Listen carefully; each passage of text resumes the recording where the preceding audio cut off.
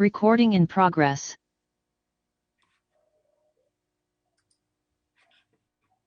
Estamos, presidente. En nombre de Dios y de la patria se abre la sesión. Señor secretario, la cuenta. Gracias, presidente. Muy buenos días. En la secretaría de esta comisión hemos recibido las siguientes comunicaciones. La primera, del fiscal nacional del Ministerio Público, señor Jorge Abbott, mediante la cual remite a la comisión un documento elaborado a partir de su intervención en la sesión del pasado martes 20 de julio de este año, a propósito del proyecto de ley que concede indulto general por razones humanitarias a las personas que indica y por los delitos que señala, que corresponde al boletín número 13.941-17. La segunda comunicación, señor presidente, es del decano de la Facultad de Derecho de la Pontificia Universidad Católica de Chile, señor Gabriel Boxanc, mediante la cual remite el informe de esa unidad académica acerca del citado proyecto de ley que concede indulto general por razones humanitarias, y a partir de una solicitud que en tal sentido se le formulara a nombre de esta instancia parlamentaria. Esa es la cuenta, presidente. Gracias, secretario. Por favor, remitir los antecedentes a los correos de los señores senadores y señoras senadoras. ¿Y la sesión del día de hoy? Presidente, la sesión del día de hoy tiene en la tabla precisamente continuar con el análisis del proyecto de ley que concede indulto general por razones humanitarias a las personas que indica y por los delitos que señala. Para conocer su opinión acerca de este asunto han sido especialmente invitados el representante de la Asamblea Nacional de Familiares de Presos Políticos, señor Jaime Fuentes, los representantes del Grupo Iniciativas por la Libertad de los Presos Políticos de la Revuelta, señoras Carolina Yarzún, Raquel Torres, Verónica Verdugo y señor Jorge Ulloa, y las representantes de la agrupación Madres de la Plaza Colón, señora Francis Espinosa y Marcela Mercado. Gracias, secretario. Le damos la bienvenida a todos nuestros invitados y como se les señaló al momento de invitarle a esta sesión, se les va a disponer de un tiempo de 15 minutos para que puedan exponer los puntos de vista que tienen respecto a este proyecto y después podamos tener un intercambio de opiniones con los distintos senadores y senadoras que están presentes. Entonces, en primer lugar, le voy a ofrecer la palabra al señor Jaime Fuentes de la Asamblea Nacional de Familiares de los Presos Políticos. Muchas gracias, presidente, junto con saludar y por su intermedio a todos los honorables senadores integrantes de esta comisión. Efectivamente me presento como vocero de la Asamblea Nacional de Familiares de Presos Políticos y principalmente somos un conjunto, una agrupación que está trabajando con todas las familias y todos los familiares de aquellos presos y presas políticas de la revuelta que desde el 18 de octubre en adelante han sido encarcelados injustamente y perseguidos también por este Estado. Y en específico me gustaría centrar mi exposición en cuáles los motivos por los cuales se presenta este proyecto de ley y por qué se llega a esta salida política. En cuanto a la situación por la cual se presenta este proyecto de ley, hay que contextualizar que el estallido social a partir del mes de octubre del 2019, que ocurrió en Chile, fue a raíz de una serie de protestas que fueron duramente reprimidas por agentes del Estado, tales como policía o Fuerzas Armadas. Las manifestaciones públicas se intensificaron después del 18 de octubre, lo que se conoció como el marco del estallido social o revuelta social. Y esto en base también a toda la precarización de la vida que vivían los chilenos y chilenas durante los últimos 30 años y sobre todo también se debe a las condiciones en las cuales se encontraban las familias más vulnerables de nuestro país. En esta jornada de protesta también se documentaron graves y masivas violaciones a los derechos humanos que fueron registradas incluso por informes internacionales de la sociedad civil como Human Rights Watch o incluso Amnistía Internacional, entre otros. Bajo este mismo contexto de numerosas detenciones, muchas de ellas declaradas ilegales por los tribunales de garantía que deben velar por el respeto a las garantías procesales del imputado. De hecho, el mismo Poder Judicial detectó que aumentó casi un 77,7% de casos la ilegalidad de la detención respecto del mismo periodo institucional del año 2018. Esto según análisis del Departamento de Desarrollo Institucional de la Corporación Administrativa del Poder Judicial y las direcciones de estudio y comunicaciones del Poder Judicial, en la cual se dio cuenta de la situación de que los juzgados de garantía de todo el país, en el periodo del estallido social, que fue publicado en el mes de febrero del 2020. Tras lo anterior, que es la contextualización, también debemos tener presente que este fenómeno denominado estallido social no ha terminado. Se ha visto interrumpido por la aparición de la pandemia, por cuando llegó el primer contagiado de coronavirus a nuestro país, pero también es necesario manifestar que las manifestaciones sociales han disminuido considerablemente por ese hecho, pero sigue latente dentro de la sociedad chilena un sentimiento de angustia, de desesperación y sobre todo de rabia por las precarias condiciones en las cuales afectan a toda la ciudadanía. Sin embargo, la respuesta de las instituciones durante este estallido social no fueron respuestas a solucionar las problemáticas de las personas, sino que al contrario, fue una respuesta de agresión, una respuesta de fuerza, una respuesta de criminalización de la protesta social, como el amedrentamiento incluso para el resto de la población de que el hecho de salir a manifestarse implicaría per se el pasar por lo menos 5 o 6 meses en prisión preventiva solo por el hecho de que el gobierno hoy en día se podría querellar por ley de seguridad del Estado, como ha ocurrido con miles de casos a lo largo de la historia y que vamos también a relatar más adelante. De hecho, una de las condiciones claves que nosotros tenemos para poder decir que en Chile se existe una criminalización de la protesta social y existe una persecución hacia todos los manifestantes es principalmente la aprobación, dentro de este marco del estallido social, de este contexto histórico de revuelta, la aprobación de leyes criminalizadoras de la protesta, como son las denominadas antibarricadas, anticapuchas, entre otras, que venían a darse principalmente y que fueron aprobadas en un contexto político de anormalidad, y principalmente para dar una respuesta de fuerza y de persecución penal, es decir, la utilización del derecho penal nuevamente por parte del gobierno en contra de aquellas personas que se manifestaban por una forma, por querer ver un Chile distinto.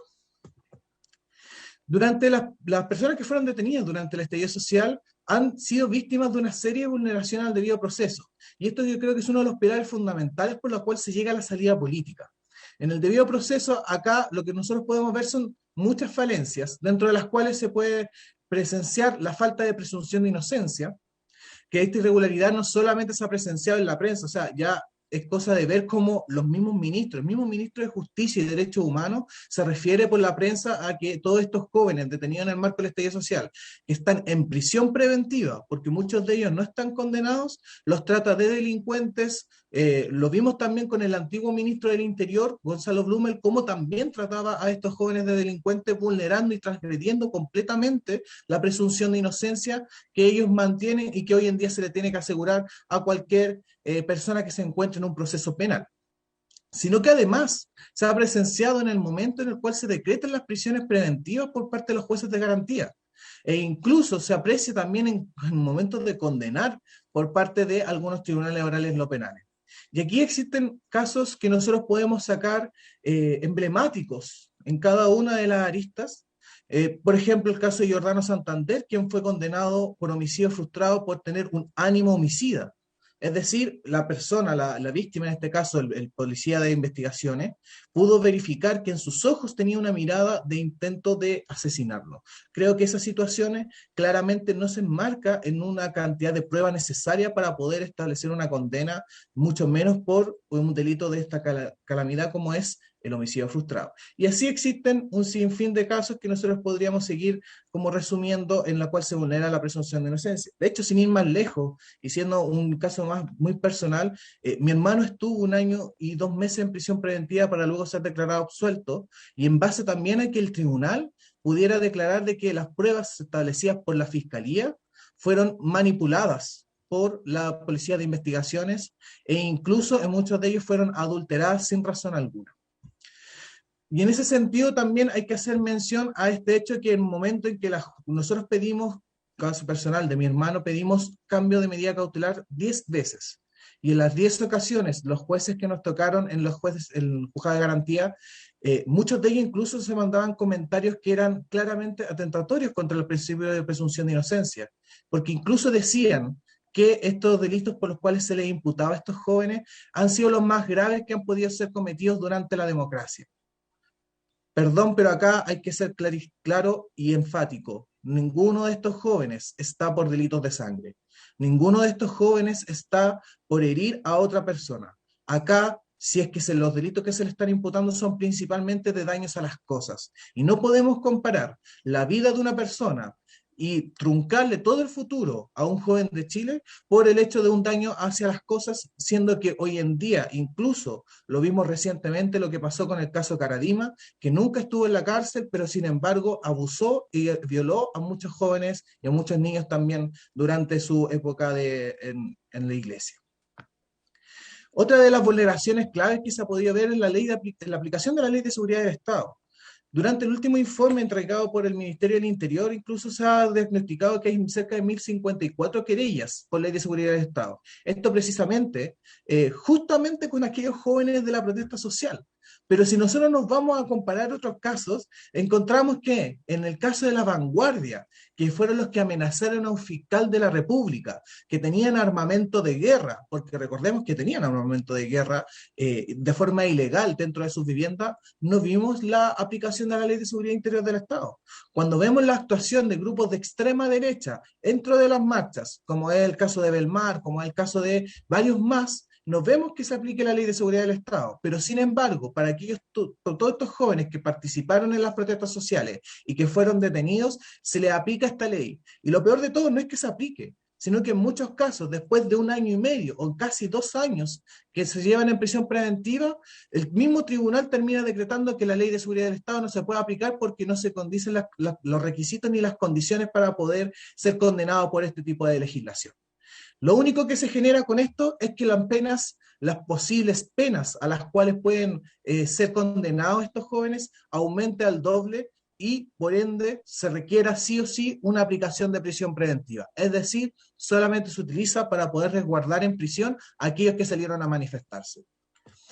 También está el uso excesivo de la prisión preventiva. Y acá, esto no es solamente algo que nosotros hemos mencionado, esto es como el elefante en la habitación. Hoy en día nosotros dimos a mostrar cómo la prisión preventiva en nuestro país se ha utilizado de forma desmedida, incluso con muchos casos, y no solamente con los casos de la revuelta, pero también es necesario mencionar cómo el ministro de Justicia y Derechos Humanos, Hernán Larraín, menciona en una cita en Radio Futuro que desde el 18 de octubre en adelante ha existido un uso indebido de la prisión preventiva, y acá es claro, hoy en día tenemos jóvenes que están a puertas de cumplir 2 años desde que están sometidos a investigación y que a la fecha todavía están esperando un juicio. Creo que eso claramente no corresponde, y más aún el hecho de que pasar 2 años en prisión preventiva o 1 año y medio en prisión preventiva para luego ser sobreseído, como fue el caso del Sur, o incluso ser absuelto, como ha sido los más de 100 casos que hemos visto en el último tiempo.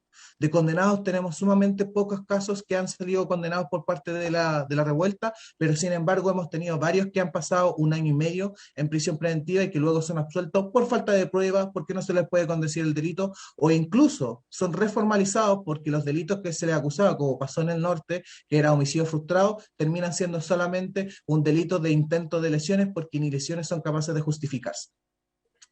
Es ahí, en ese sentido, es que nosotros buscamos que exista una salida política, porque hoy en día nadie les va a devolver ese año a esos jóvenes. Nadie les va a devolver esos casi 2 años a esas familias que han estado sufriendo constantemente y que han visto mermado también su desarrollo económico, incluso porque muchos de ellos eran el sustento de su hogar, eran en la cabeza que llevaba el sustento, la comida a la casa. Y eso es sumamente importante. Y hoy en día incluso vemos cómo se ha dañado psicológicamente, porque a causa del coronavirus debemos recordar que muchos recintos penitenciarios no estaban recibiendo visitas de sus familiares.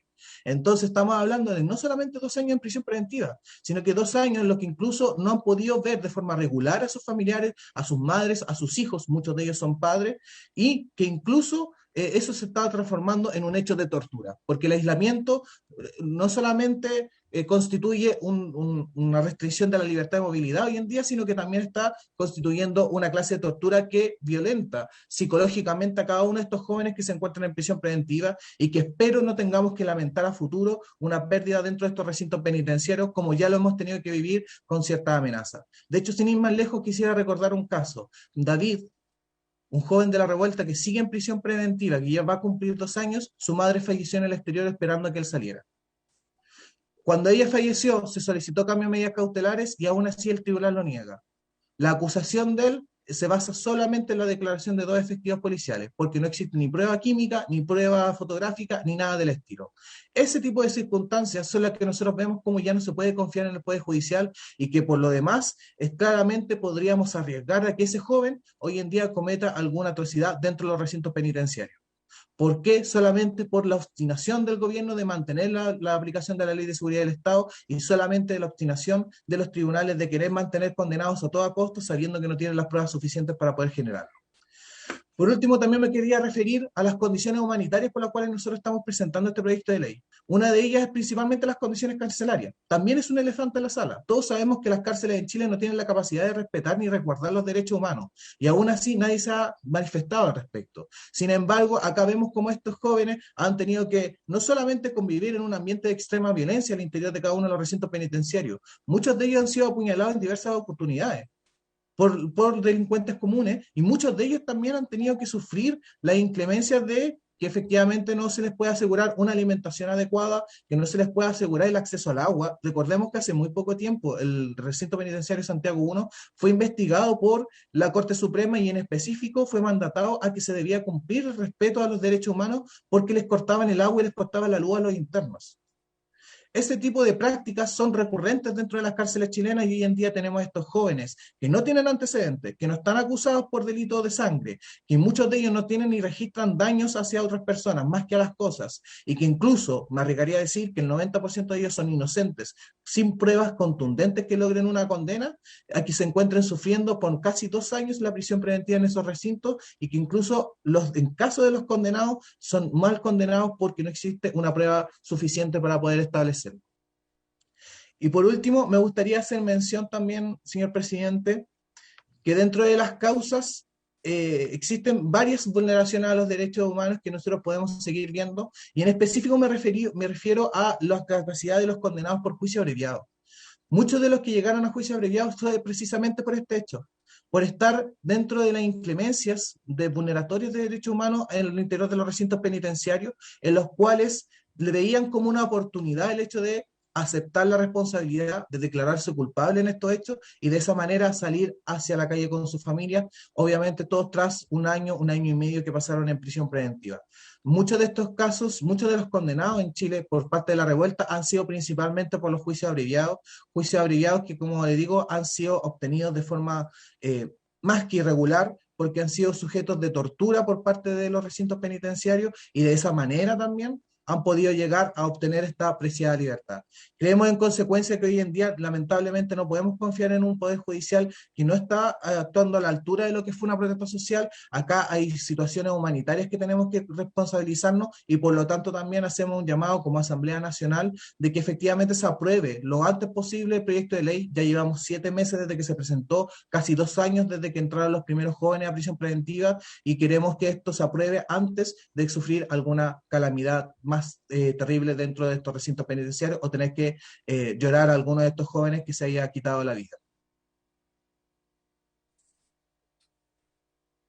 Gracias, don Jaime, por su exposición.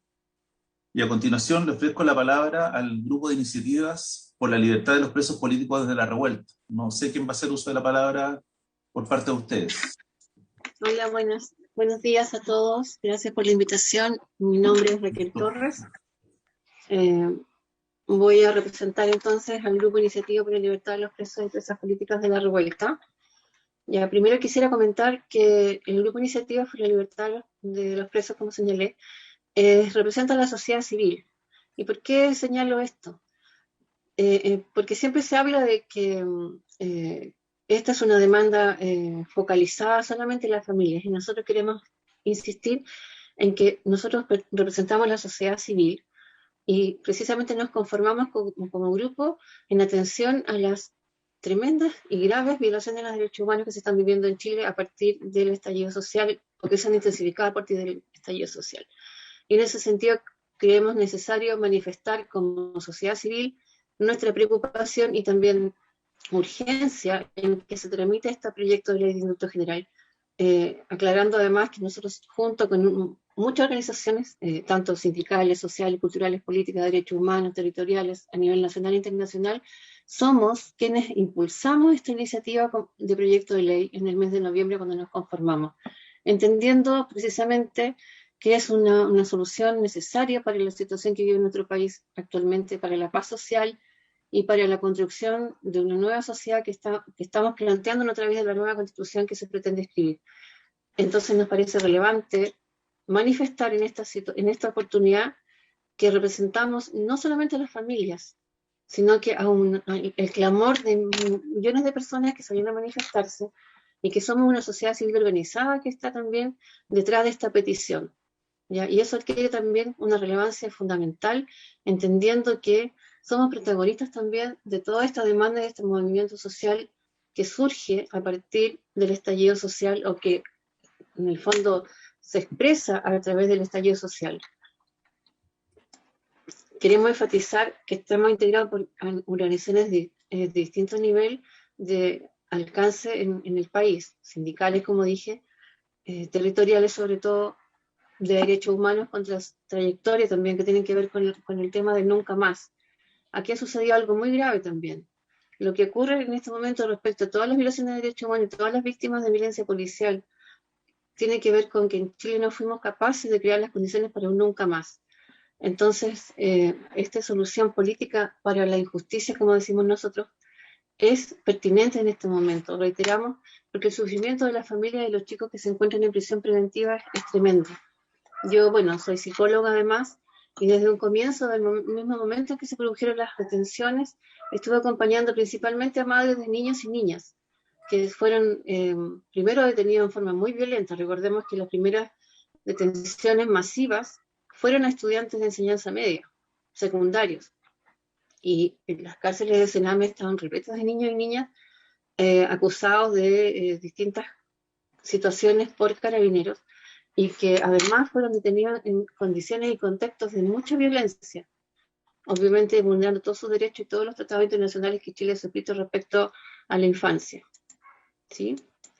Quería señalar entonces que una de las razones por las que nosotros como Grupo de Iniciativa estamos apoyando e impulsando esta ley tiene que ver también con todos los que se hablaba acá, y Jaime refirió muy bien, respecto también a los informes y contrataciones de las violaciones de derechos humanos de organismos internacionales.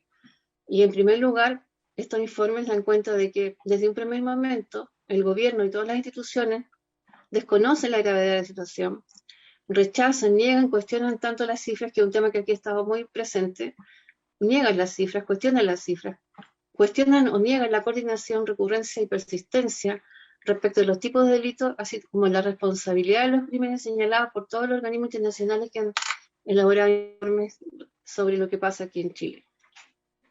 Un aspecto que nos parece relevante mencionar y considerar respecto al motivo que nos convoca acá es cómo se han caracterizado las detenciones efectuadas por carabineros, que en cierto sentido le quitan también validez a la prisión política que viven estos jóvenes niños y niñas. En la mayoría de los casos se ha contratado en Chile por testigos, por las víctimas, por los abogados, por las familias y por las organizaciones internacionales, que ha existido conductas persistentes de abusos, tratos crueles, golpizas, desnudamientos, simulacros de ejecuciones, violencia sexual, secuestros, entre otros. Estas prácticas claramente tienen un sesgo de clase y discriminación que especialmente afecta a niños, niñas, mujeres y minorías sexuales. Insistimos en la relevancia de considerar estos informes para también efecto de evaluar la pertinencia del indulto general, porque da cuenta, como señala la Amnistía Internacional, de violaciones de los derechos humanos que se enmarcan en una política cívico-policial deliberada, intencional y sostenida de daño y castigo a los manifestantes, con la existencia de un patrón de tipo y modo y de coordinación respecto a la represión. Se puede entender entonces que estas prácticas están básicamente orientadas a amedrentar a través de la crueldad de los agentes del Estado a lo que se suma las políticas inexistentes respecto de las autoridades políticas de investigar, definir y asumir responsabilidad en los distintos ámbitos respecto a los derechos humanos. Eso claramente da las características de una persecución política, que es una práctica generalizada, como hemos señalado insistentemente. Consideramos también, debido a nuestra propia experiencia en los seguimientos de los casos y acompañamiento de los casos, que se ha instrumentalizado el sistema judicial para este fin. Como decía Jaime, a través del uso indiscriminado de la prisión preventiva como medida cautelar, obviando el principio de inocencia. Denunciamos el uso sistémico también de la estrategia de debilitamiento moral psicológico del enemigo, utilizado a partir de la propia declaración de guerra y las querellas por ley de seguridad del Estado que ha hecho el gobierno. La prisión preventiva extendida, obviamente, y los burdos montajes y la aplicación de leyes express, como también señaló Jaime, son parte de esta estrategia.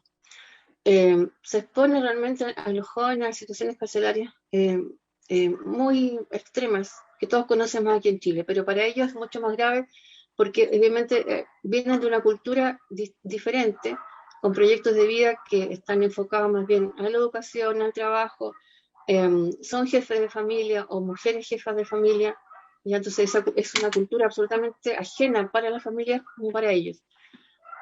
Sumado a eso, obviamente, a la percepción de injusticia y abuso institucional, causan un grave efecto en la salud integral y mental de las personas afectadas por la prisión y de sus familias. Insistimos mucho en esto de hincapié de la salud mental, porque precisamente es parte de lo que consideramos nosotros una tortura institucional, en el sentido de que, además de todas las condiciones carcelarias, como señalaba, y también lo que señalaba Jaime, la sensación de injusticia y de vulneración y la sensación de estar viviendo una condena anticipada es una vulneración grave de los derechos humanos y que tiene que ser resuelto urgente, porque los efectos, evidentemente, ya como señalaba muy bien Jaime, no solamente ocurren aquí en Santiago, sino que a nivel nacional, los casos de muchos chicos que ya están viviendo una afectación de su salud mental, corriendo un riesgo además a su integridad física, pero además instalando un trauma que obviamente va a ser muy complejo de superar para ellos y para sus familias, y porque además existen demasiados casos en que los jóvenes, sobre todo los niños, han quedado en libertad luego de ser detenidos, y no existe ningún movimiento, ningún gesto desde el gobierno, de las instituciones respecto a la reparación, o ni siquiera un pedir perdón.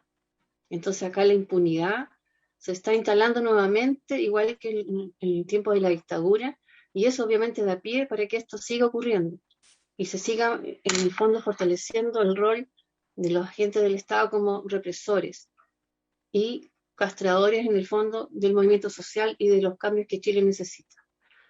¿Sí? Por otro lado acá, bueno, se mencionó el caso de Jonathan Santander.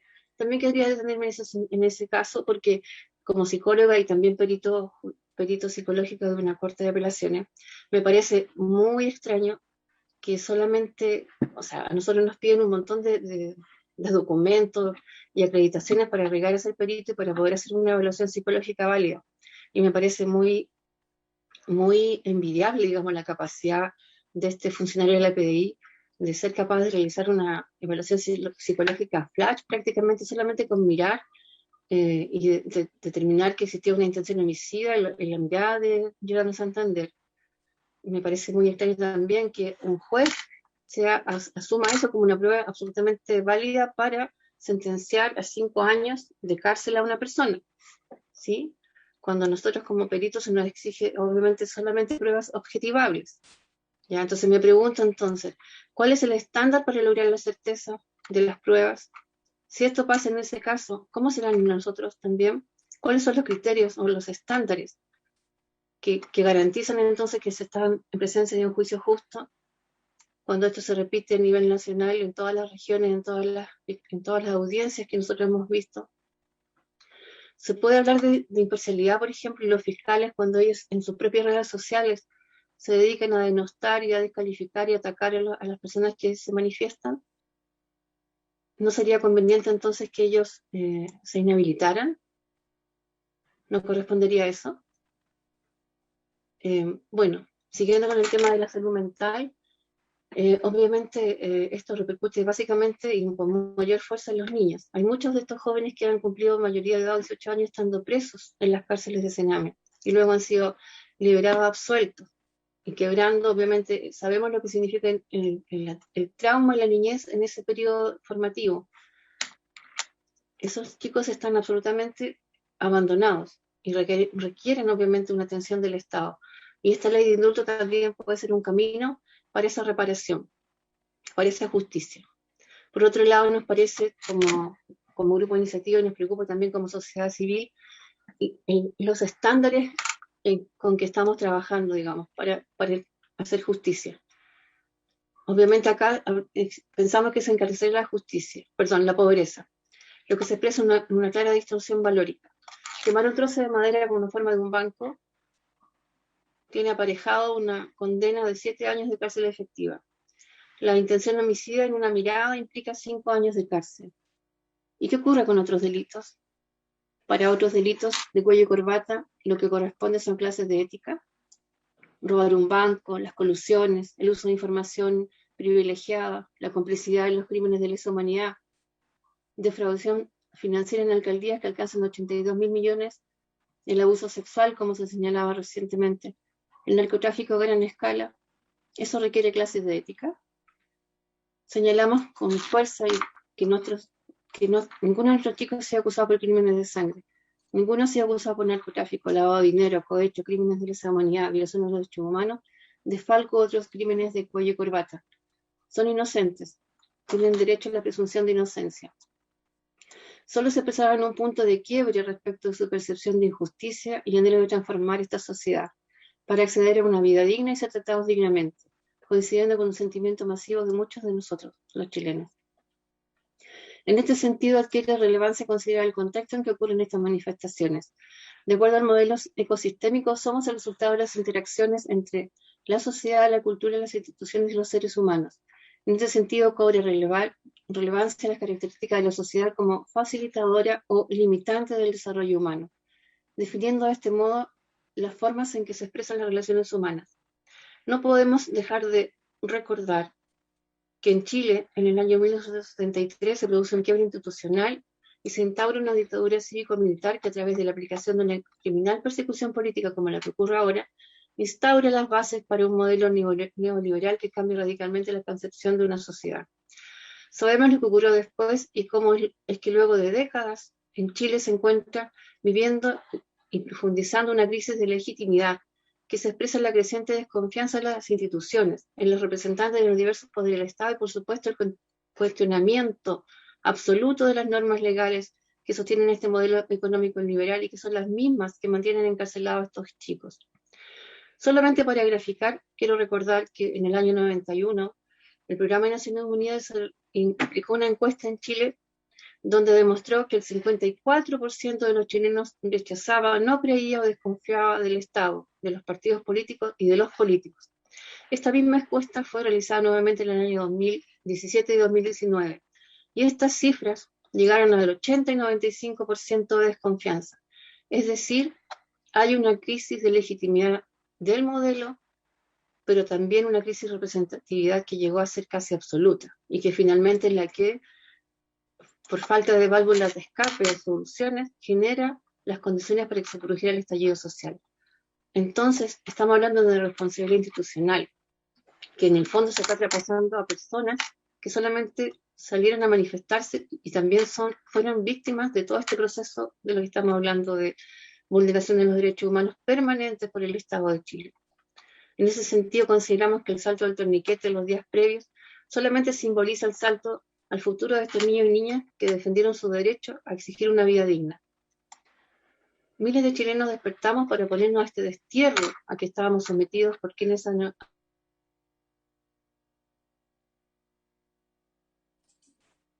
Por favor, denle un par de minutos para que la señora Raquel pueda redondear su exposición. Y que le explico, están marcados los 15 minutos y a los 15 minutos automáticamente se silencia, pero le vamos a poder dar un par de minutos para que pueda redondear la idea, doña Raquel.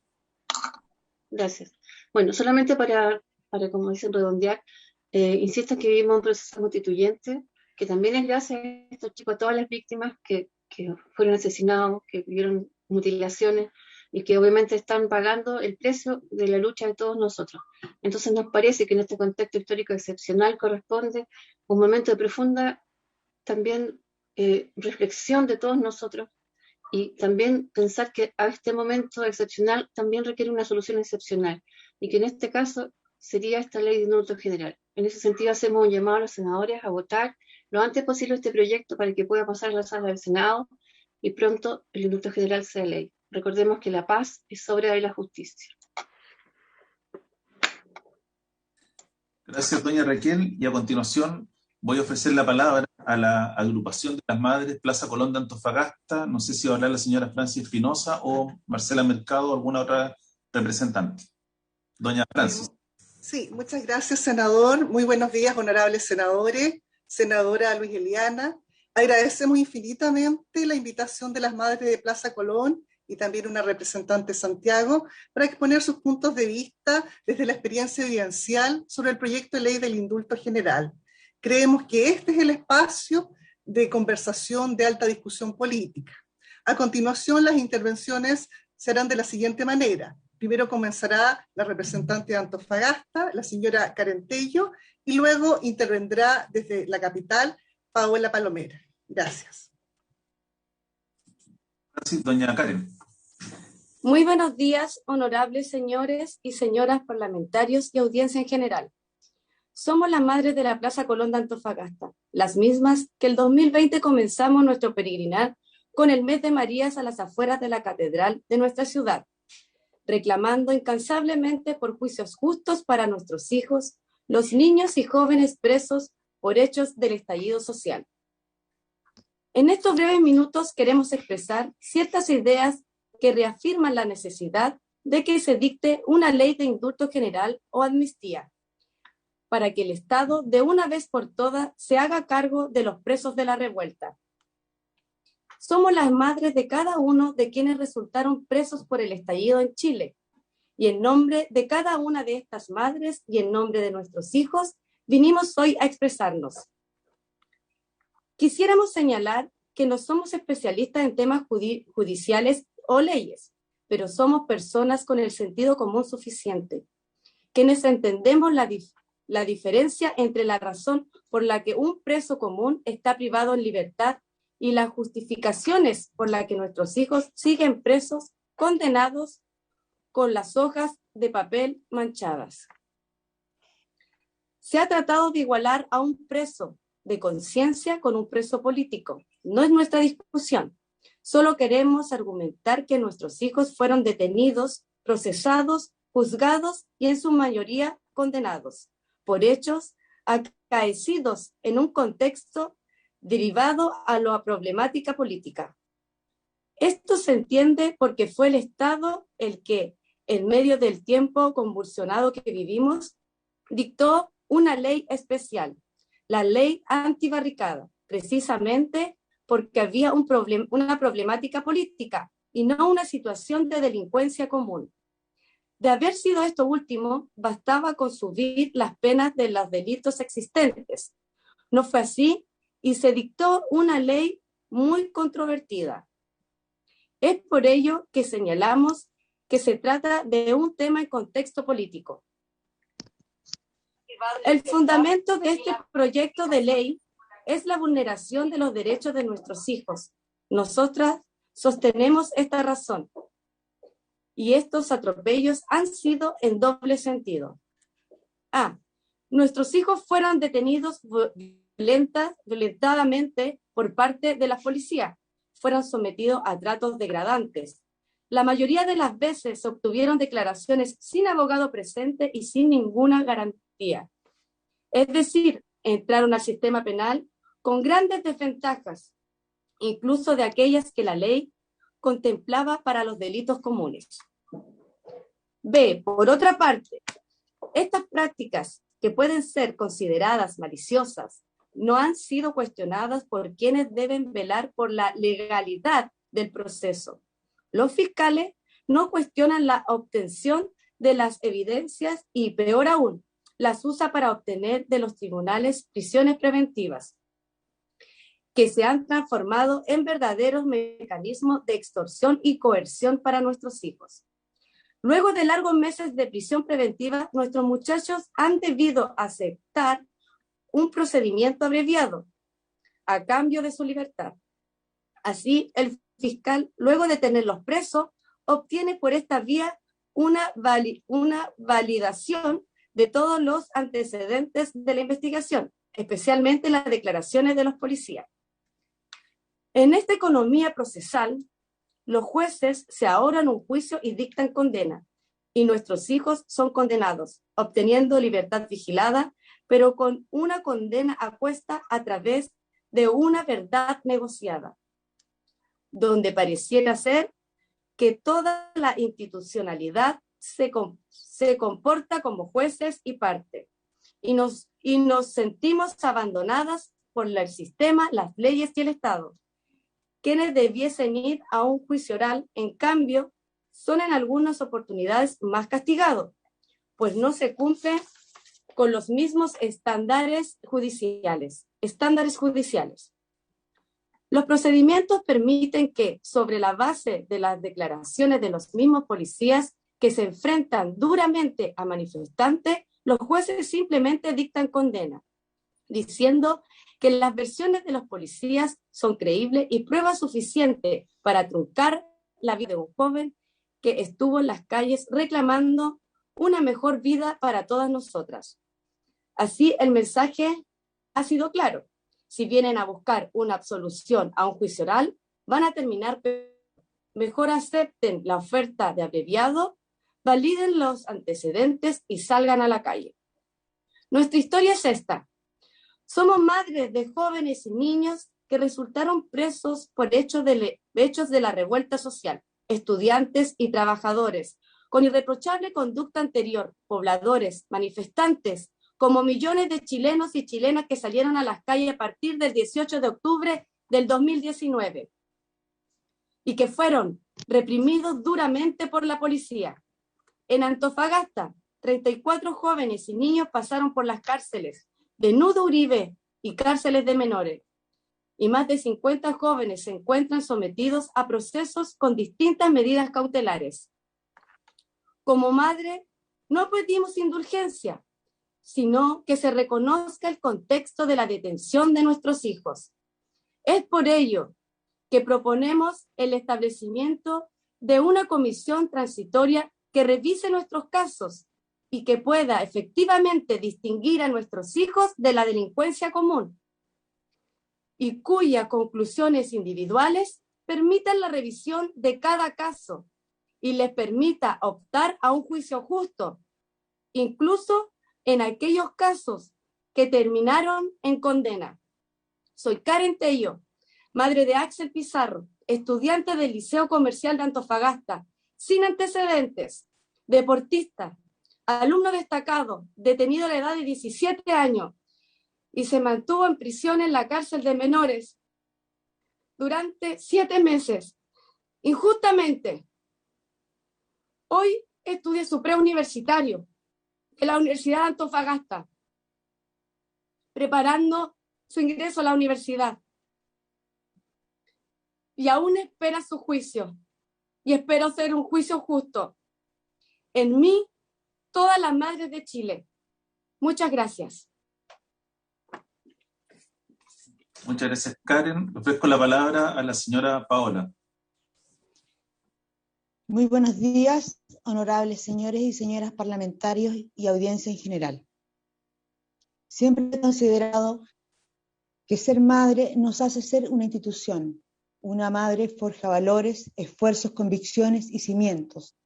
Los triunfos y las derrotas de nuestros hijos lo tomamos como una bandera de lucha frente a la adversidad.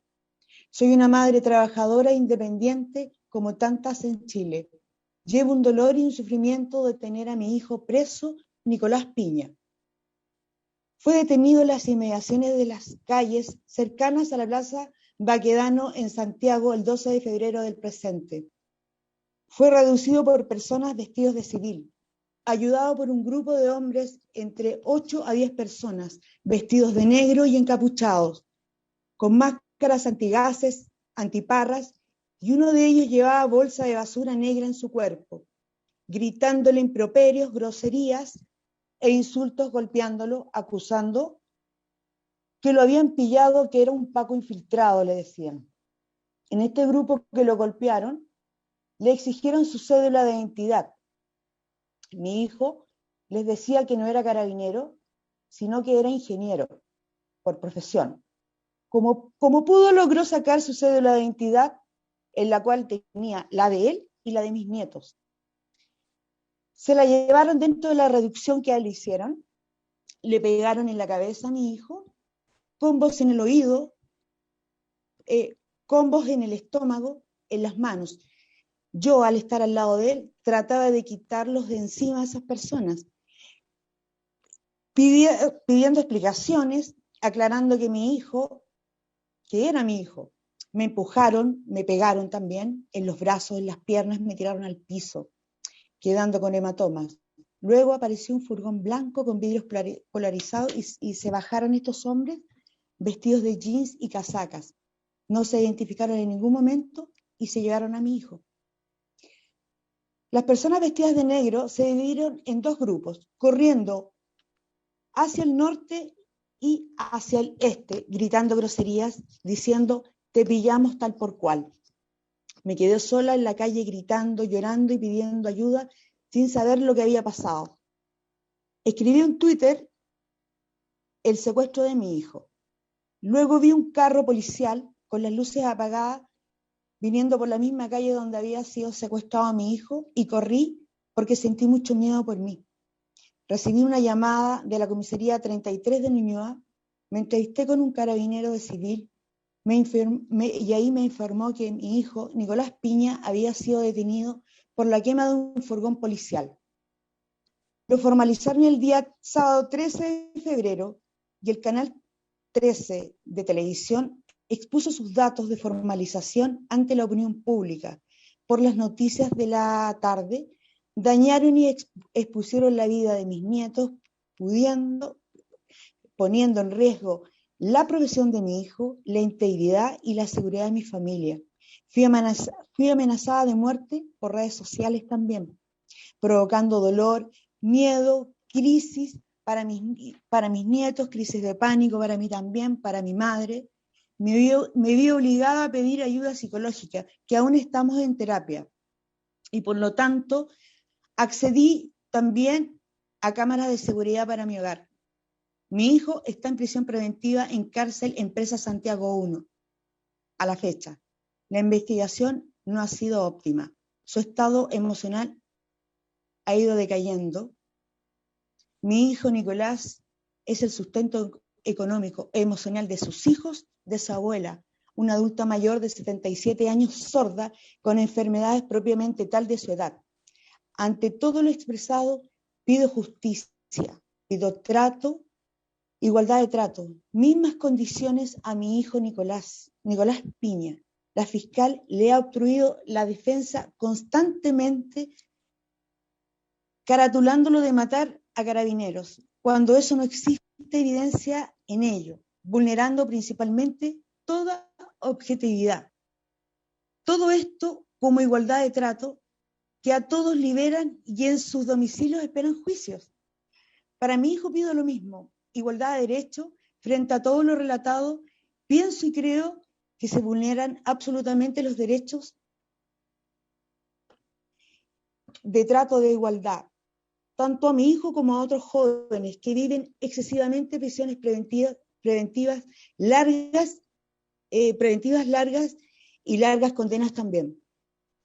Tengo la clara convicción que seremos escuchadas como madres y reafirmo la necesidad que se dicte la ley de indulto general. En ustedes está la voluntad y la libertad de los jóvenes presos del estallido. Soy Paola Palomera, madre de Nicolás Piña, padre de familia, sin antecedentes, deportista, lector, jugador de ajedrez, un buen padre, un buen hijo y un buen nieto.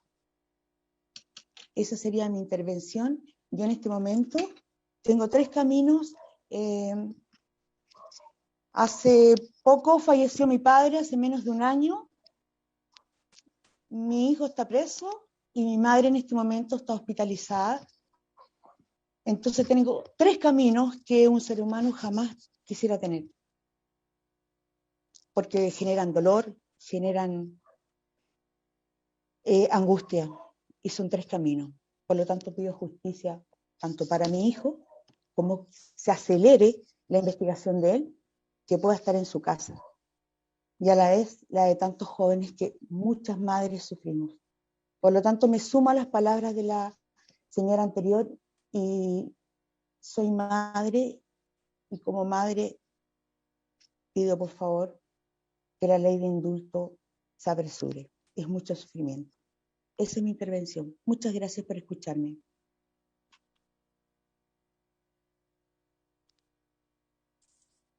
Gracias, señora Paola. Y no sé si doña Francia Espinosa va a hacer algún comentario para cerrar y darle la palabra a los senadores y senadoras. Sí, solamente, senador, gracias. Agradecer la oportunidad nuevamente de estar en una alta conversación política desde el testimonio y dejarles la palabra a ustedes, senadores, en la posibilidad, digamos, que se tomen iniciativas importantes de reparación frente a un Estado que se tiene que hacer responsable de los presos del estallido social. Gracias.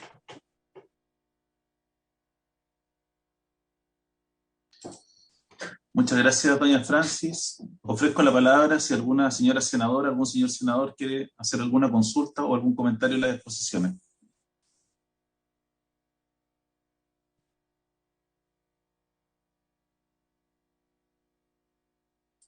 No veo palabras pedidas. Entonces, el senador Durresti. Perdón, presidente, no tenía el audio encendido.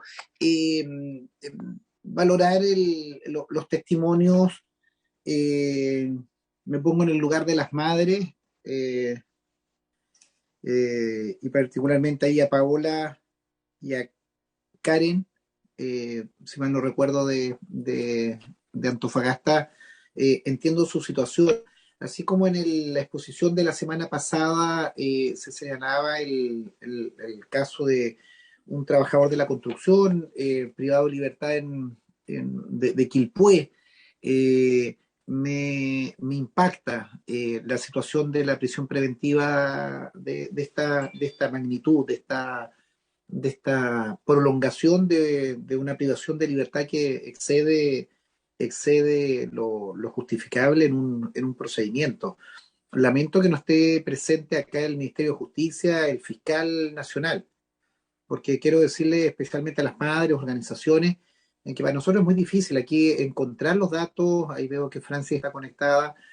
Ha sido muy difícil porque cuando preguntamos en el Ministerio de Justicia nos dicen una situación, la Fiscalía nos dice otra cosa, Gendarmería nos dice otra cosa, entonces no hay un listado, son estos 450 personas, son estos, pero cuando ustedes lo cuentan en primera persona, como madres, como abuelas, como parientes, claro que es brutal la situación. Y solidarizo con ustedes en la situación. Esto es un estallido social, provocó un conjunto de movimientos, de actuaciones que hoy día no están no llevan a un país distinto que democráticamente está definiendo a través de su convención constitucional una nueva constitución. Entonces, entiendo cuando ustedes señalan su vivencia, su día a día. Entonces, presidente, sin perjuicio que vamos a votar, yo creo que es muy importante que esto quede en la historia de la ley y que va a quedar los testimonios de las madres y reiterar. Yo creo que hay situaciones brutales acá que al menos a mí me irritan mucho como ciudadano, también como padre. Eh, Karen Trello y Paola Palomera, salvo que si me he perdido alguna otra presentación, han señalado casos puntuales que yo creo que son dignos de revisar. Entonces, no sé si la Secretaría, usted, presidente, nos puede ayudar en los informes que han llegado, cómo se cruza la información, porque este tipo de vulneraciones no puede ser posible, ni por el estallido ni por otra razón. Nadie merece estar, o sea, el sistema penal, procesal penal que nosotros modificamos hace varios años, es precisamente para que exista transparencia, para que exista respeto, pleno respeto a las situaciones. Aunque uno haya cometido delito, tiene que haber una transparencia, tiene que haber un debido proceso. Y la prisión preventiva no puede ser utilizado como una sanción anticipada y tener a alguien privado de libertad simplemente para tenerlo casi de una sanción antes de tener la condena. Entonces, me gustaría, presidente, que antes que votáramos, hacer esta precisión, porque aquí se hace mucha caricatura, se hace mucha situación de que esto no existe. A mí insisto, me solidarizo, empatizo con lo que dice, no solo porque son madres o abuelas o cercanos, pero es distinto tener esa situación de alguien que no tenía antecedentes. Yo no conozco a alguien que no tenga antecedentes, que tenga que estar 7 meses privado de libertad en prisión preventiva. Eso es una brutalidad. Y me gustaría escuchar al fiscal nacional con nombre y apellido en esas causas, así como la semana pasada escuchamos a el caso y creo que al final llegó información de este trabajador de la construcción de ahí de Quilpué. Yo creo que es bueno con rostro, porque, mire, uno puede decir a alguien que tenga antecedentes, está en un delito grave, hay una situación y tú dices, lo entiendes. No recurrieron, pero en esta situación no conozco a alguien que delitos de esta naturaleza tengan que estar 7 meses privados de libertad. Lo señalaba, salvo que me equivoque, Karen, digamos, como menor de edad, de 17 años, sin antecedentes, y ella dijo una frase que la anoté acá: distinguir los delincuentes de nuestros hijos. Seguramente los hijos estuvieron protestando y legítimamente son jóvenes que uno también habría estado ahí. Pero eso no los convierte en delincuentes. Seguramente deben haber cometido algún delito y que se investigue, pero no con una sanción anticipada, no castigándolos anticipadamente. Yo pediría eso, presidente, antes de votar o en paralelo con votar, porque creo que es importante que quede en la historia de la ley. Esto no puede quedar invisibilizado. Gracias, Alfonso. La palabra. Ofrezco la palabra, senador Buenchumilla.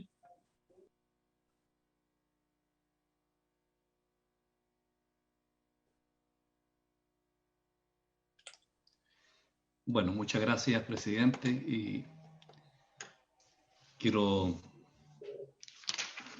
saludar a todos los expositores, a Jaime, a la señora Raquel, Franci, a Karen y a Paola. Y quiero hacer una breve precisión para los efectos de tener un buen diálogo acá sobre esta materia. Mire, este proyecto ha sido visto previamente por 2 comisiones en el Senado. Por la Comisión de Derechos Humanos, por la Comisión de Seguridad, y ahora está en esta Comisión de Constitución, Legislación, Justicia y Reglamento, como se le llama. A mí me tocó ver este proyecto como presidente de la Comisión de Seguridad, que era en ese entonces. Y yo lo voté favorablemente. Y yo además hice declaraciones públicas en el sentido de que yo señalaba y señalo de que el estallido social forma parte de un conflicto político-social que hemos tenido en la historia de Chile, como hemos tenido muchos en el pasado. Y en todos los conflictos que ha tenido la historia de Chile, han habido quiebres institucionales, se han dictado leyes de amnistía y leyes de indulto. E incluso yo usé la palabra presos políticos y también fui muy criticado en todos los medios por mucha gente, ¿no? Yo hice esa apreciación desde el punto de vista político, en tanto yo había visto el proyecto en la Comisión de Seguridad. Pero en esta comisión, la Comisión de Constitución en el Senado, le corresponde ver los aspectos jurídicos del problema. Por eso que la sala del Senado mandó este proyecto a 3 comisiones, para verlo desde la perspectiva de los derechos humanos, desde la perspectiva de la seguridad pública y en este caso desde la perspectiva jurídica. Entonces, claro, bueno, yo por la distribución del trabajo en el Senado integraba la Comisión de Seguridad y paralelamente también integro la Comisión de Constitución. Entonces, yo ya vi todos los aspectos que aquí se han señalado de este proyecto, pero aquí en la Comisión de Constitución nosotros tenemos que informar al Senado, a la sala, de los 43 senadores, los aspectos jurídicos de esto. Entonces, nosotros tenemos la base de la moción que presentaron los parlamentarios, las senadoras y senadores que presentaron este proyecto, Entonces ellos lo presentaron como un proyecto de indulto. Entonces el primer tema que tenemos que resolver ahí es si esto es un indulto o es una amnistía. Son instituciones establecidas en el Código Penal como extinción de la responsabilidad penal, y también en la Constitución se establecen, digamos, algunas normas al respecto. Y tenemos que establecer si esto se aplica a los condenados o también a los que todavía están en proceso. ¿Qué pasa con los que están con medidas cautelares como la prisión preventiva? ¿Y qué pasa cuando el juicio todavía está pendiente? O sea, un montón de elementos jurídicos. Y nosotros vamos a escuchar también a profesores de Derecho Procesal Penal, profesores universitarios que nos van a ilustrar y que vamos a tener con ellos una discusión jurídica, más que de los aspectos que ustedes han señalado, sino que una discusión netamente jurídica, donde también tendremos que ver a qué tipo de delito se podría o no aplicar, digamos, esta ley, si en definitiva va a ser de indulto, de amnistía. O sea, todos esos aspectos jurídicos los tiene que despejar esta comisión. Entonces, yo lo que quería señalar es que a lo mejor sería interesante que las distintas organizaciones que están aquí representadas pudieran darnos una cierta visión de ustedes con sus abogados respecto de esos aspectos jurídicos que son los que en esta comisión nosotros tenemos que abordar, porque se supone que las otras comisiones van a abordar sus respectivas competencias, desde el punto de vista de los derechos humanos, desde el punto de vista de la seguridad pública, y aquí desde el punto de vista jurídico. Entonces, eso sería muy interesante saber si ustedes, por ejemplo, hacen alguna distinción en algún tipo de delito, por ejemplo.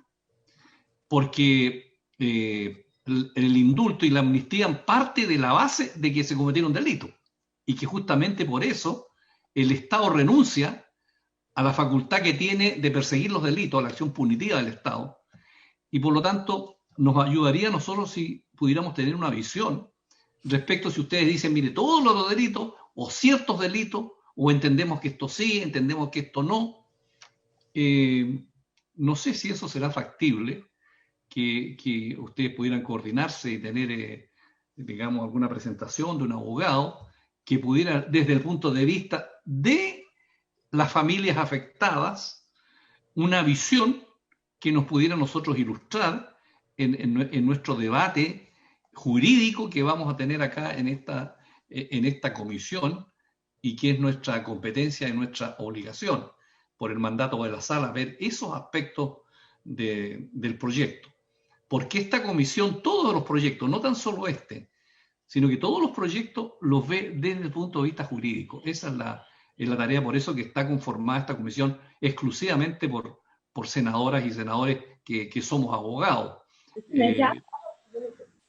Entonces, eso es lo que quería señalar, señor presidente, y que nos ayudaría, digamos, esa posibilidad, porque hemos tenido en la opinión pública y en los debates mucha discusión de si es posible o no posible, por ejemplo, que dictemos una ley de indulto respecto de personas que están, digamos, en proceso y no están condenadas. Entonces, ese tema, como muchos otros, digamos, van a estar en las cosas que nosotros tenemos que resolver acá. Así que nos ayudaría tal vez una mirada desde el punto de vista de ustedes, porque desde el punto de vista de profesores de la universidad nosotros lo vamos a tener, pero ¿cómo lo ven ustedes, digamos? Eso quería aportar, señor presidente. Muchas gracias. Gracias, Francisco. La senadora Ensperger. Gracias, presidente. Agradecer las presentaciones. Sin duda uno tiende a empatizar con el dolor de las madres. Yo soy madre y más allá de algo bueno o malo que pueda hacer su hijo, uno prevalece en uno el hecho de que es su hijo y no puede estar, ¿no es cierto?, sino al lado de él o de ella frente a un dolor. Dicho lo anterior, también creo que es importante señalar toda persona debe ser responsable de los actos que comete. Yo, entendiendo, ¿no es cierto?, cada uno de los sentimientos que ustedes expresan acá, sí no puedo estar de acuerdo en que aquí se ponga en jaque la justicia. Yo creo en la justicia de nuestro país. Probablemente pueden haber, como en toda organización, como en toda profesión, como en todas partes, personas que sean mejores o peores profesionales o personas. Pero como institución yo creo en el Poder Judicial. No creo que aquí haya, ¿no es cierto?, casi una asociación ilícita, como acá se ha querido plantear del Poder Judicial para perjudicar a todas las personas que fueron detenidas producto de haber cometido un hecho ilícito durante el estallido social. Yo eso no lo puedo aceptar. Entiendo, y creo que hay que procesos pendientes, entiendo también que todas las personas, particularmente los que ejercemos algún cargo de autoridad, tenemos prohibición, porque en nuestro país existe la separación de poderes, de inmiscuirnos en causas, ¿no es cierto?, que están en actual tramitación. Un poder, eso implica la separación de poderes, que un poder no se inmiscuya en otro, y por lo tanto no pida explicaciones o quiera intervenir en lo que está resolviendo un determinado poder, porque si ese poder lo está haciendo mal, dentro de nuestra misma legislación existen los recursos para que se pueda, ¿no es cierto?, hacer ver ese eventual abuso de poder, o cuando ese fiscal, ese juez o la autoridad que está haciendo un uso indebido de sus facultades deba también rendir cuenta de eso. Y por lo tanto se protejan los derechos de la persona que está siendo afectada.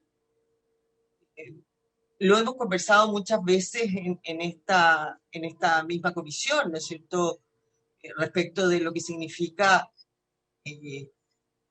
la normativa que existe en nuestro país de que las personas que han cometido un delito mientras estén siendo sometidos a un juicio tengan que estar en prisión, sobre la prisión preventiva y su normativa, y si hay un uso excesivo de ella o no. Y esto no solo afecta a sus familiares, afecta a todas las personas que han cometido un delito, más allá de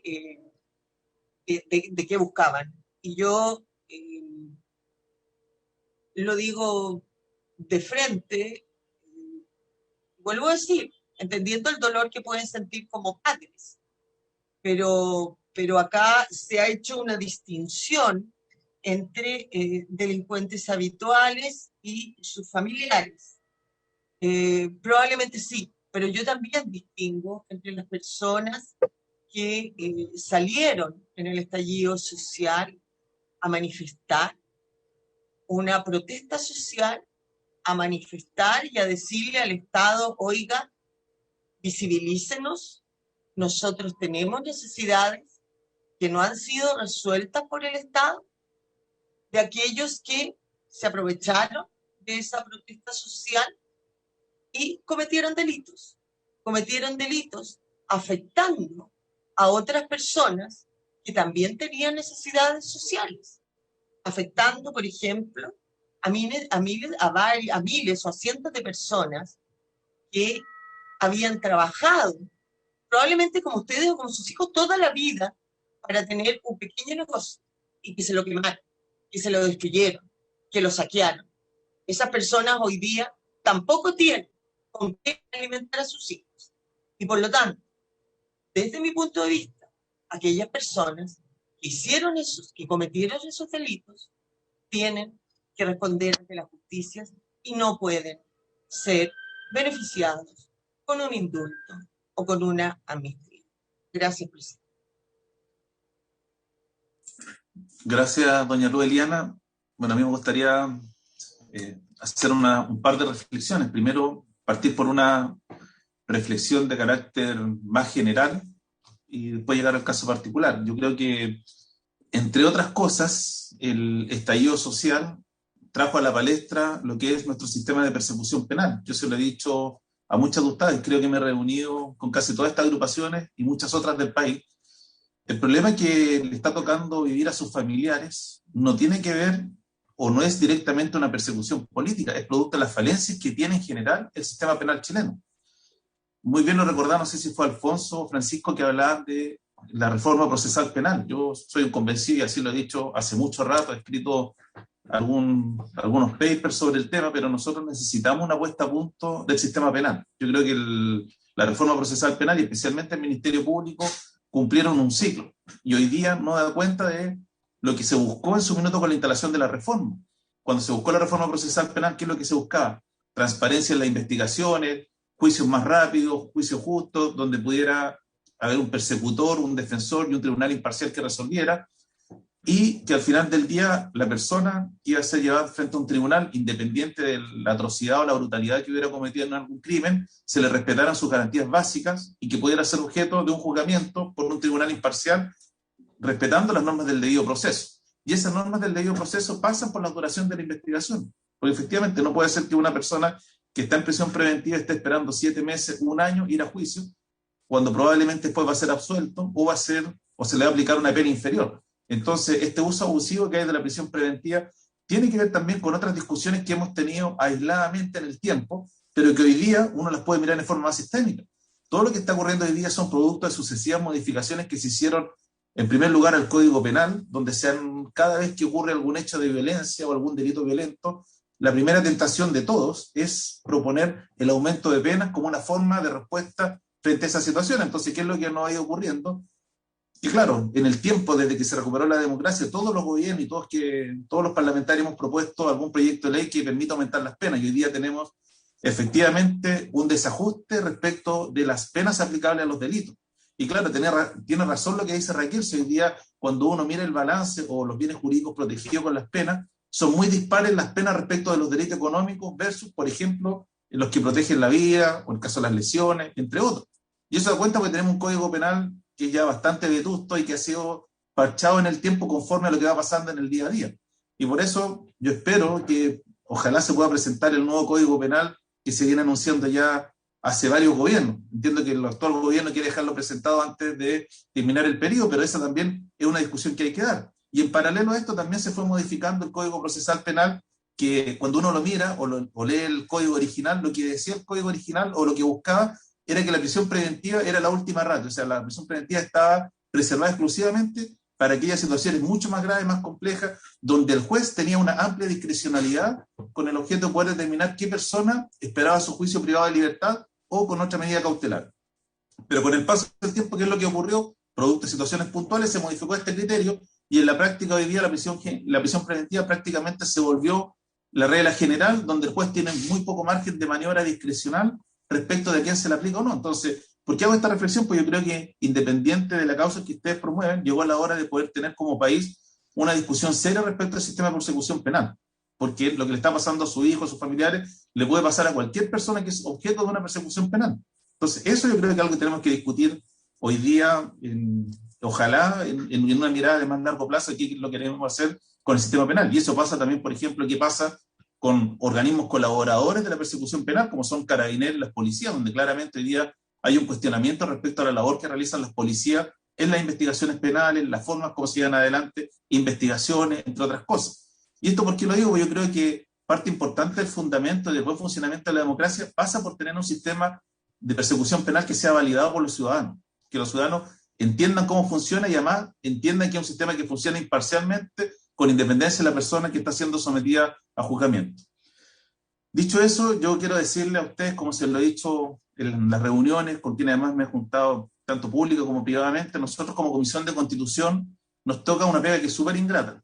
Francisco algo le anticipaba, a nosotros nos toca a veces ser los malos de la película porque tenemos que mirar las consecuencias jurídicas y los efectos jurídicos que tienen todos los proyectos de ley, que tiene este proyecto de ley, como así todos los proyectos que ve la Comisión de Constitución. La mirada nuestra quizás un poco mucho más fina porque tenemos que ir ya al detalle de qué es lo que pasaría si se aprueba este proyecto. Y ustedes saben, yo se lo he dicho, nosotros tenemos un gran problema, porque hoy día ninguna institución del Estado tiene las cifras de cuántos son efectivamente los presos de la revuelta, los que pasaron por el sistema penal producto de la revuelta. Y esto no tiene que ver con ustedes, tiene que ver con el sistema en cómo se registra la información, cómo se registran los datos estadísticos por parte de las distintas instituciones. Nosotros no tenemos como país un sistema unificado de información en este sentido. Entonces, Carabineros registra de una forma, la Fiscalía de otra, el Poder Judicial de otra forma, la Defensoría lo hace de una forma distinta. Entonces, por eso ha sido imposible construir un listado. Y en esto yo quiero pedirle que ustedes nos puedan colaborar, que nos puedan enviar la información que ustedes tengan, porque eso nos permite tener cierto contorno respecto de quién estamos hablando, de saber efectivamente cuántos son, por qué tipo de delitos, cuál es la situación procesal, y a partir de eso poder ver cómo se puede construir una solución. Yo creo que este es un tema extremadamente complejo, porque yo sé que ustedes no son abogados y cuesta explicarlo, pero tiene muchos efectos y consecuencias jurídicas que pueden ser bastante complejas en el sistema penal. Yo soy un convencido y lo he dicho, yo creo que nosotros, independiente de que los tribunales están actuando en forma imparcial, que están llevando adelante los juicios, nosotros tenemos que buscar una salida política a un problema que tiene un origen político. Pero eso tenemos que hacerlo buscando un equilibrio respecto de la justicia y de cómo efectivamente las personas que se pueden beneficiar son aquellas personas que queremos que se beneficien y no entren por la ventana, por ejemplo, delincuentes comunes. Que en el caso del proyecto de aprobarse como está hoy día, entraría una cantidad de delincuentes comunes por la ventana que no tienen nada que ver con la revuelta social que se podrían beneficiar. Entonces, por eso pedirles que ustedes nos puedan ayudar con información, porque es fundamental. Nosotros con la presidenta del Senado, Yarna Proboste, y que la presidenta del Senado lo dijo en su cuenta, creemos que es necesario, independiente de lo que hagan los tribunales de justicia, poder avanzar en la creación de una comisión que pueda establecer efectivamente una suerte de verdad histórica. ¿Qué fue lo que ocurrió? ¿Cuántas fueron las personas afectadas? Porque yo hay algo que comparto con ustedes. Aquellos jóvenes que estuvieron privados injustamente de libertad, que estuvieron privados 7 meses, 1 año, que después fueron a juicio, fueron absueltos por los tribunales. Nadie les va a devolver el tiempo que estuvieron privados de libertad. Y tampoco le podemos decir, mira, ¿sabes qué? Ahora anda por la vía normal, demanda al Estado porque estuviste preso o demanda a la Fiscalía por la falta de servicio, porque todos sabemos que esos son juicios que son eternos y no hay un sentido de reparación. Por eso lo que hemos planteado con la presidenta del Senado es poder armar esta comisión que pueda efectivamente establecer quiénes fueron víctimas de persecución penal en forma injusta, estuvieron privados de libertad, quienes además, por ejemplo, fueron víctimas de delitos producto de los saqueos que se produjeron en varias ciudades de nuestro país, quienes fueron perseguidos injustamente, quienes sufrieron violación a los derechos humanos, y a partir de eso poder proponer soluciones y reparación del Estado, y que además también pueda haber una autocrítica respecto de cómo el Estado reacciona frente a esta situación de estallidos sociales. Y lo último, decirles que a nosotros no nos corresponde ejercer funciones de jueces, ¿no? Eso no está prohibido, nadie lo quiere hacer, pero eso no obsta que por lo menos los senadores que quieran suscribirlo le podamos dirigir un oficio al fiscal nacional preguntando qué es lo que pasa con los casos que ustedes están planteando, así como se le planteó personalmente al fiscal la semana pasada cuando estuvo el caso de esta persona de Quilpué. Que ustedes nos pueden enviar la información y pedirle al fiscal que se revisen estos casos. Porque si acá efectivamente hay una injusticia, el Ministerio Público hoy día tiene mucho que decir. O sea, yo en lo personal soy muy crítico de la larga duración que tienen las investigaciones penales. Entonces, en el caso, por ejemplo, lo que plantea Paola, lo que plantea Karen, podemos pedirle al fiscal nacional que se revise estas causas, que se pueda ver con los fiscales que llevan esta situación, por ejemplo, por qué razón no se ha ido a juicio, por qué la demora en las investigaciones, entendiendo que ellos actúan en forma autónoma. Pero eso, la autonomía del Ministerio Público no significa que ellos no tengan que rendir cuenta de lo que están haciendo. Entonces, en eso, por lo menos, podemos suscribir los senadores que lo quieran hacer, un oficio al Ministerio Público preguntando por estas situaciones. Y yo lo mismo les reitero que por favor nos puedan colaborar con la información, porque cuando uno pregunta quiénes son los presos de la revuelta, entre comillas, el Poder Judicial nos dice son 25. Yo he conversado con todos ustedes y todos ustedes me han dicho no son más de 25. Entonces necesitamos tener una cierta orilla respecto de cuántos son, porque en el fondo eso nos permite tomar una mejor decisión y a la vez poder evaluar soluciones distintas. Yo se lo he dicho y esto lo voy a repetir, yo creo que hoy día el proyecto como está tiene una serie de complejidades técnicas. Nosotros en esto le hemos pedido asesoría a las distintas facultades de derechos de la universidad. Hasta este minuto han llegado 2 informes, llegó a la Universidad Católica del Norte, el día de hoy de la Universidad Católica. Ayer el Instituto de Ciencias Penales, que agrupa a los principales penalistas de nuestro país, nos envió un oficio señalando que técnicamente ellos no pudieron ponerse de acuerdo respecto a una propuesta de cómo abordar el tema.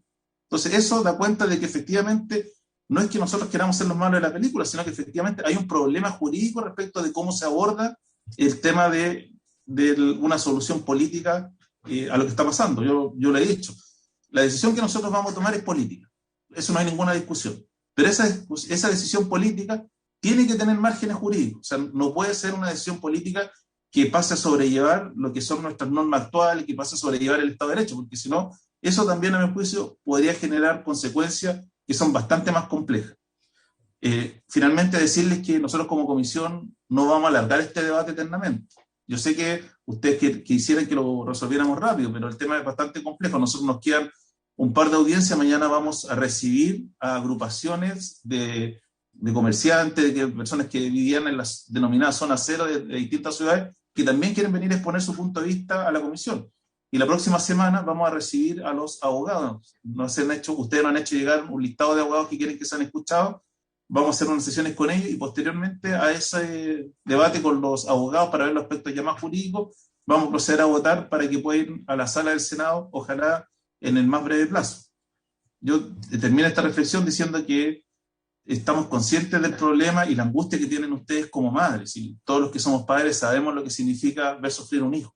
Entonces nadie quiere prolongar esa agonía. Entonces por eso queremos también buscar una solución, pero una solución que tenga viabilidad política y que efectivamente en su minuto pueda contar con el respaldo necesario de los votos que se necesitan en el Senado, porque este proyecto, como está presentado, tiene normas de quórum. Necesitamos reunir, y eso va a ser motivo de discusión de la comisión, cuál es el quórum con el que tiene que votarse la sala del Senado, que tiene que tener y va a tener que necesitar votos probablemente de senador oficialista. Entonces, en ese sentido, queremos hacer una propuesta que efectivamente tenga viabilidad y que pueda flotar al momento de ser votada en la sala del Senado.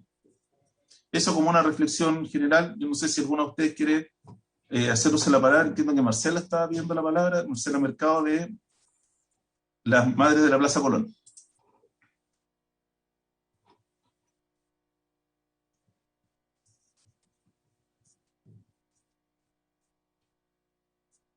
No sé qué. Marcela está.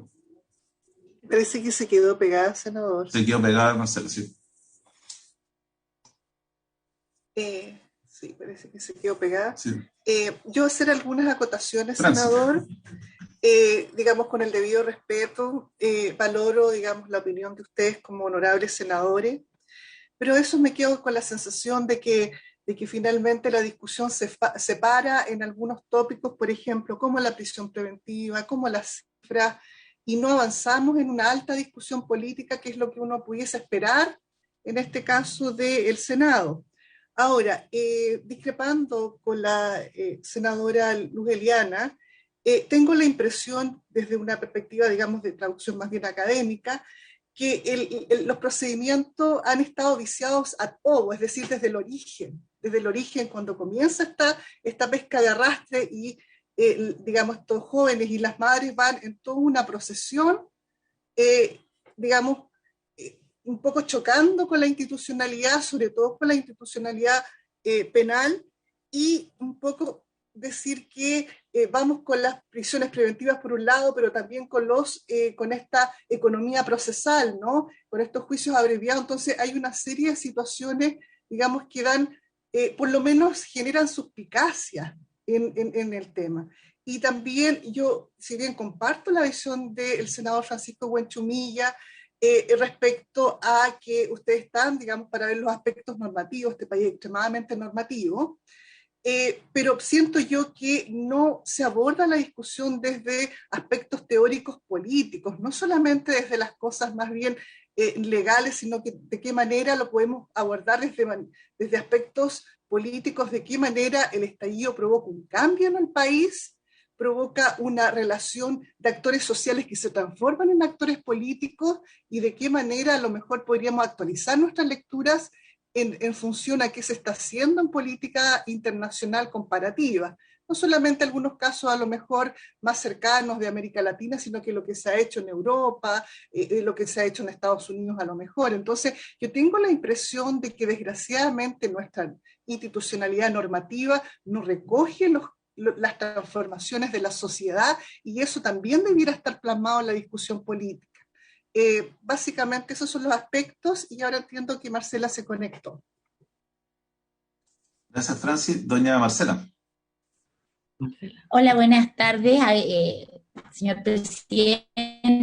Agradezco, senadora, además de nuestra región de Antofagasta, que efectivamente ha estado preocupado y se ha reunido en varias oportunidades con las madres de Plaza Colón, que es un grupo de madres de los presos que se ha organizado formalmente y que se ha convertido en un actor político importante a nivel local, regional y también a nivel nacional.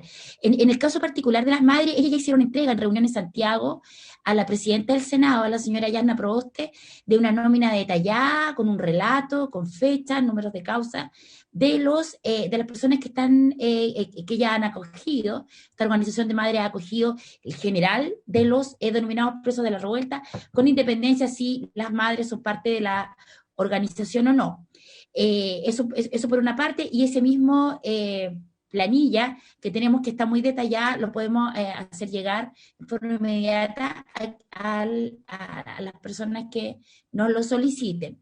En segundo lugar, quiero recoger lo señalado por el senador Francisco Buenchumilla en relación a que también tengan voz los abogados que han acompañado a las organizaciones, y no solamente estas grandes instituciones, ¿cierto? Que como bien señala Francis, que es una doctora en teoría política en relaciones internacionales, que también ha acompañado a las madres de la Plaza Colón. Acá las madres también han sido acompañadas por abogados que han hecho estudios de la ley, que ciertamente no son parte de la gente que va a entrar en la discusión, y yo recojo, las madres también podrían anotar al abogado que las ha acompañado en la revisión de los casos, y que además tiene una opinión bastante fundada respecto a las leyes. Y en tercer lugar, hacer hincapié en que lo que reclaman estas madres es un juicio y un procedimiento justo, primero, y hacer hincapié en que cuando se van a señalar los delitos que quedan fuera de la ley, hay una discusión muy importante que dar. En Antofagasta, de los 34 detenidos que tuvieron prisión efectiva, ya 18 de ellos optaron por el juicio abreviado para poder obtener su libertad, aceptando culpabilidad, luego de 8 meses de prisión preventiva, 11 meses de prisión preventiva, sin llegar a un juicio, sin cambios de medidas cautelares. Y ahí nosotros tenemos chicos, por ejemplo, Sergio Vaca, 16 años, que tuvo que aceptar que no participaba en manifestaciones, mejor alumno de todo el Liceo de Hombres del año 2018, que fue imputado, lo fueron a buscar un día a su casa, y terminó aceptando culpabilidad por homicidio frustrado carabinero, para poder obtener su libertad. Y ese es un caso de un chico de domicilio conocido, que su madre también es parte de esta organización. Entonces hay que ser súper cuidadosos cuando simplemente se van a dejar fuera algunos delitos. Estas madres por eso plantean la existencia de una comisión que conozca caso a caso y que permita la revisión. Yo sé que jurídicamente los poderes no sé qué, pero eso es el problema de las madres, es un problema social, que también permita la revisión de los casos de los chicos que ya están condenados y con libertad vigilada intensiva. Porque la mayoría de esos chicos han sido, como lo señalaba Karen, extorsionados por el Poder Judicial para poder obtener su libertad. El 93% de los chicos que han sido detenidos en Antofagasta no tenían antecedentes penales. Esa es nuestra realidad. Son chicos de entre 20 y 30 años, trabajadores. Y además esta fue una ciudad especialmente golpeada con prisión de menores de edad. Nosotros tuvimos incluso chiquillos con intentos de suicidio que terminaron encadenados en el hospital de Antofagasta, siendo visitados por el sacerdote Felipe Berrío, que también acompañaba a las madres. Entonces, la situación es bastante más compleja, y nosotros solicitamos que se aborde desde todas las aristas, y teniendo especial hincapié en la arista humanitaria. Estamos hablando de jóvenes y niños. Ese es el perfil en Antofagasta. Muchas gracias, señor presidente. Gracias, Marcela. Alfonso y después Francisco. Gracias, presidente. Yo suscribo absolutamente lo que tú proponías de oficiar e identificar insistir ahí no recuerdo el nombre de la última expositora, de la última madre Plaza de Colón, Antofagasta, perdón, no retuve tu nombre. Es importante la identificación, porque cuando nosotros hacemos una legislación es importante identificar a quiénes son. Ayúdenos ustedes también. Queremos construir, y cada testimonio que tú señalas molesta aún más, al menos a mí, hablo personalmente, me irrita, que situaciones de esa naturaleza. Si hay delincuencia, yo no voy a indultar ni voy a hacer una legislación para delincuentes, para gente que ha cometido otros delitos. No quiero cometer ese error. Suscribo lo que dice el senador Araya, que tenemos que ser rigurosos, porque una ley de esta naturaleza no puede ser tenida como instrumento para otras personas. Yo estoy absolutamente de acuerdo y adhiero a lo que ustedes han señalado, pero por favor, creo que estamos de acuerdo, creo que hay una voluntad de poder identificar cuando hay menores, cuando citas ese joven mejor alumno, no es un referente cualquiera. Esas son cosas que yo creo que sirven mucho para identificar la profundidad de la situación. Yo se los pido con cariño, con el respeto, que nos ayuden en eso también, porque sirve mucho el poder tener esa cantidad de situaciones y no tengamos situaciones que, producto de una legislación que no la construimos bien. El senador Buenchumilla lo señalaba in extenso en su argumentación.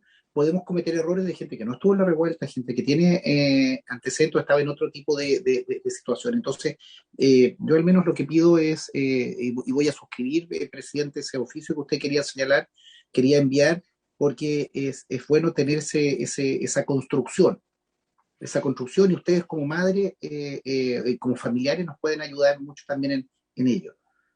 Eso, presidente. Gracias, Alfonso. Francisco. Presidente, no, yo solamente quiero, no sé si me expliqué mal respecto a lo que decía Franci, porque lo que ella pedía, yo ya lo hice cuando estuve en la Comisión de Constitución, de Seguridad. Voté favorablemente y fijé todo un marco teórico político respecto de la naturaleza y significado que tiene el estallido social dentro de los muchos conflictos que Chile ha tenido en estos 200 años. Y me refería a la guerra civil del año 1891, a las crisis de 1924, 1931-32, al golpe del 73. O sea, Chile ha tenido muchos. Y este estallido social dio lugar a la posibilidad de redactar por primera vez en Chile una nueva carta por la soberanía popular. Ahí está la convención. Entonces yo tengo claro, digamos, la perspectiva política. Incluso escribí un artículo que ustedes lo pueden buscar, entiendo que salió publicado en El Mostrador. Documentos teóricos que yo tenía, fui invitado a distintos programas de radio y televisión donde yo señalé por qué, a mi juicio, desde el punto de vista político, yo podía hablar de presos políticos, en el sentido de que había gente afectada por un estallido social que tiene una naturaleza política. Punto aparte. Pero esta comisión tiene otra competencia. Eso es lo que yo trato de explicar. Esta comisión, yo ya di también al inicio, cuando se inició este proyecto, argumenté, y salió por la televisión y se transmite, lo pueden buscar, los fundamentos políticos a que se refería Francia. Pero ahora tenemos que entrar a resolver lo que el presidente de la comisión, el senador Araya, describió cuál es nuestro marco de competencia. Entonces, ese marco en esta comisión es un marco jurídico, que naturalmente está iluminado por el marco político. Yo creo que Chile debe entender de que no estamos en una situación normal, de que el estallido social responde a una anormalidad del cuerpo social en cuanto hay un conflicto político-social que estaba subterráneamente y que emerge.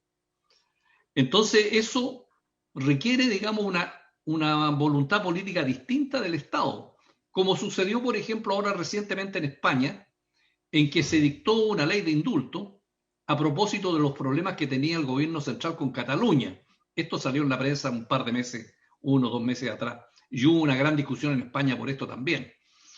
Pero acá tenemos que acotar jurídicamente de tal manera de hacer las cosas bien, porque esta comisión es una comisión muy importante en el Senado, que en definitiva es lo que le da el sustento de hacer las cosas bien dentro, digamos, de la normativa que nosotros tenemos. De tal manera que bajo ese aspecto, digamos, es la argumentación que yo hago. Ahora, dicho eso, presidente, yo también si mandan información concreta respecto de situaciones puntuales que afecten concretamente, como aquí se ha señalado tanto por Paola y otra señora, naturalmente no hay ningún inconveniente. Yo voy a suscribir también el oficio para que pidamos esa información a quien corresponda. Y estamos abiertos a recibir abogados y, digamos, información por escrito o presencial, digamos, de todos los puntos de vista. No hay ningún inconveniente. La comisión siempre ha sido muy rigurosa y ve distintos puntos de vista, no solamente uno, sino que diferentes posturas, no solo políticas, sino que también jurídicas. Así que bajo ese punto de vista tratamos de hacer bien nuestro trabajo. Simplemente, y tal como dijo el presidente, terminada esa fase, votaremos e irá a la sala del Senado para que ahí se pueda resolver, digamos, cómo sigue la tramitación de este proyecto de ley, y naturalmente que suscribo que el ideal sería, desde el punto de vista político-social, tener una comisión que se abocara a todos los temas para que también veamos, digamos, los efectos que esto produjo también en personas que estaban ajenas al conflicto, como son los pequeños comerciantes, la gente de los sectores donde se produjo todo este conflicto que hemos vivido como sociedad. Gracias, presidente. Gracias, Francisco. Bueno, quiero agradecer la participación de todos quienes nos acompañaron en la sesión del día de hoy, a quienes entregaron su testimonio. La información que tengan, por favor, la pueden remitir al mismo correo electrónico respecto al cual les llegó la invitación para participar en la sesión. Y a partir de eso, como les digo, mañana vamos a celebrar otra sesión para escuchar a agrupaciones de pequeños comerciantes que también quieren exponer en esta comisión. Y la próxima semana nos vamos a dedicar ya a lo más jurídico para recibir a los abogados, y de ahí vamos a votar para que pueda ir a la sala del Senado. Así que muchas gracias a ustedes por su participación. Y habiéndose cumplido el objeto de la sesión, se levanta. Chao. Recording stopped. Gracias.